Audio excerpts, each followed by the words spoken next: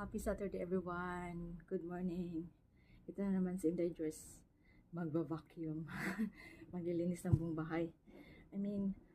Kasi ilang days na nag-vacuum naman ako, but laging maraming mga crumbs sa yung mga kinakain ng bata. So ngayon wala sila, so this is the time na maglinis ng bongga.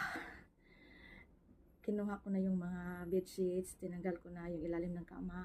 And then now, dito na naman sa sala. Kasi mamaya darating na sila. So, I need to be fast. Quick.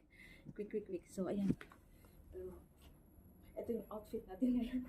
Habang naglilinis. Parang sasayo na sumagay. Pero may hawak na.